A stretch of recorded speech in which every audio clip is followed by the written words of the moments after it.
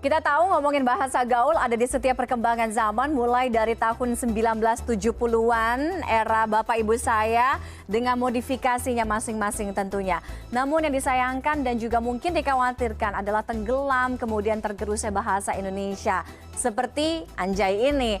Apakah ini hanya sebatas fenomena bahasa gaul semata atau memang betul ada konotasi negatif sehingga bisa saja berujung pidana? Kita akan bahas malam hari ini bersama Desi Indira Yasmin, sosiolog UI, kemudian Abdul Kak, Badan Pengembangan dan Pembinaan Bahasa, Kepala Pusat Pembinaan Bahasa dan Sastra. Mbak Desi, Pak Abdul, selamat malam. Selamat malam. Oke, mudah-mudahan saya ngomongin ini nggak langsung berujung pidana ya, enggak ya? Oke, saya ke Pak Abdul dulu deh. Kita ngomongin apa yang sekarang lagi ramai, kemudian bagaimana penyebutan atau penggunaan bahasa atau kalimat anjay ini dari sisi atau sudut penggunaan bahasa.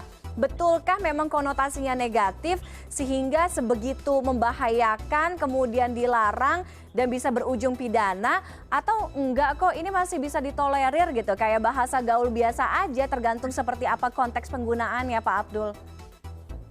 Ya, saya harus mengatakan beberapa kali ya di kesempatan yang lain juga saya katakan. Urusan bahasa ini mesti melihat dua hal. Satu, tentang bahasa atau kata itu sendiri, kata anjay itu. Yang kedua, tentang pengguna dan penggunaannya. Kalau bicara tentang anjay, yang orang menganggap itu dari kata anjing, kalau kita lihat kamus besar bahasa Indonesia, di sana dijelaskan, anjing adalah salah satu hewan yang dipelihara manusia untuk menjaga rumah, untuk berburu, dan sebagainya. Pada titik itu, kata anjing, ya netral-netral saja, tidak ada salahnya sebagai ciptaan Tuhan. Nah, lalu ketika sebuah kata itu seperti anjing menjadi anjay itu dipakai, digunakan untuk menyerang, maka pertanyaannya adalah siapa yang diserang atau ya siapa lawan bicaranya. Jika lawan bicaranya itu adalah teman akrab, sebenarnya itu biasa-biasa saja. Karena itu menggambarkan relasi yang intimate, relasi yang akrab di antara kedua belah pihak. Nah, persoalannya adalah ketika lawan bicaranya tersinggung dengan ucapan itu karena katakanlah tujuannya adalah untuk memaki. Nah, tentu ini persoalannya menjadi berbeda begitu ya. Jadi saya pikir tidak bisa disamaratakan kalau bahasa Jawa dikebiah uyah bahwa setiap anjay itu pasti jelek, ya tidak juga, bergantung siapa lawan bicaranya, siapa peserta tutur di situ kedua belah pihak itu. Oke, Mbak Desi, dari kacamata Anda, ini juga sekata dengan Pak Abdul Kak. Apakah ya ini tergantung konteks penggunaannya, dengan siapa kita berbicara, kemudian situasinya seperti apa, sehingga ini tidak terlalu banyak kok membawa pergeseran budaya atau konotasi negatif yang sebegitunya membahayakan, kemudian tidak baik kok untuk generasi muda, begitukah? Kalau menurut saya ya perlu dipahami bahwa setiap masyarakat itu memang punya kosakata umpatan. Tidak hanya Indonesia, masyarakat lain juga. Bahkan di Indonesia sangat beragam. Setiap budaya pasti punya konotasi itu ya. Maksudnya koleksi kata-kata seperti itu. Dan bahkan perlu dipahami juga bahwa setiap generasi, tadi sudah disebutkan di awal, itu juga bisa memunculkan bahasa sehari-hari ya. Ini penting ya, bukan bahasa Indonesia baku, baik dan benar. Ini bahasa sehari-hari muncul di tiap generasi yang biasa kita sebut bahasa pergaulan atau bahasa slang dalam tanda kutip. Nah, ini kehebohannya adalah mungkin memang anak-anak sekarang ini sedang meniru bahasa-bahasa baru yang disampaikan. Bahkan mungkin dulu lebih kasar, disebut aja langsung. Misalnya ya, kalau untuk memaki dan tanda kutip disebut langsung binatangnya. Tapi kali ini malah itu diperhalus dengan jay belakangnya gitu ya.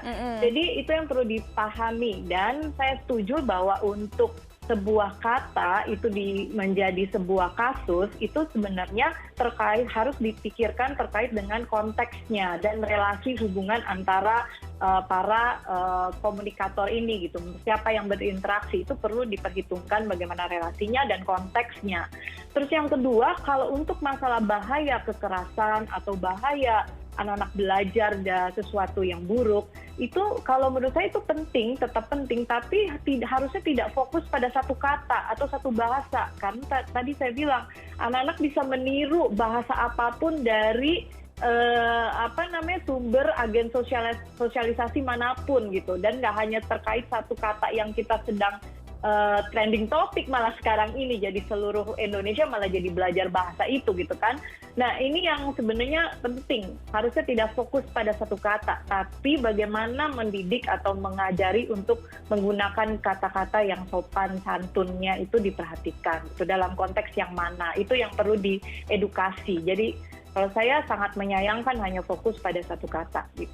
Oke, jadi sebenarnya kalau ngomongin bahasa gaul, apalagi sekarang kan anak-anak muda, generasi milenial sebenarnya sah-sah aja selama mungkin nggak kelewat batas dan masih memahami bahasa ibunya, nggak melupakan identitas bahasa Indonesianya kan.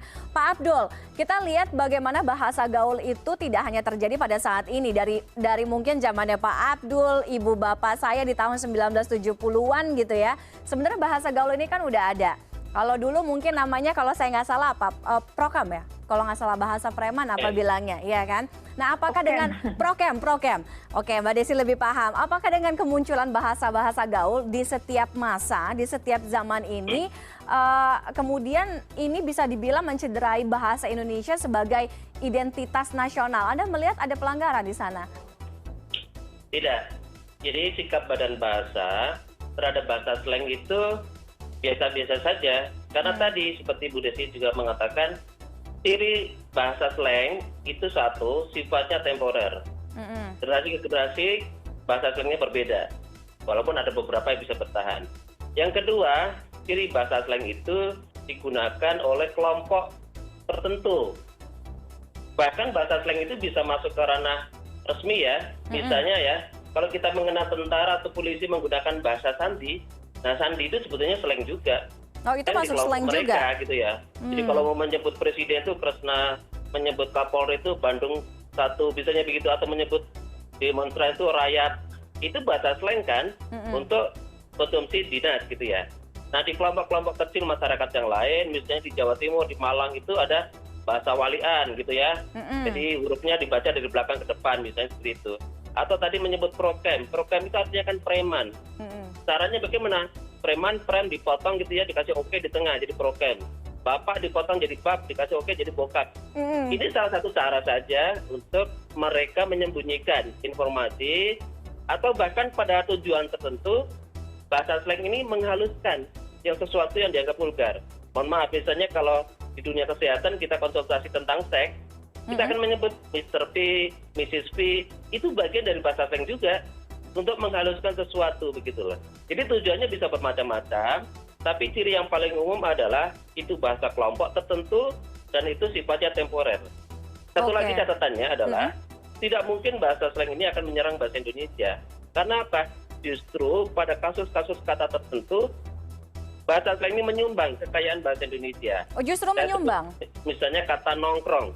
Kata nongkrong itu dalam konsep budaya Indonesia lama tidak ada itu. Orang rame-rame berkumpul, menghabiskan waktu, ngomong ngalor ngidul nggak jelas. Lalu misalnya topiknya apa yang diomongkan juga ngalor ngidul nggak jelas. Nah, apa namanya?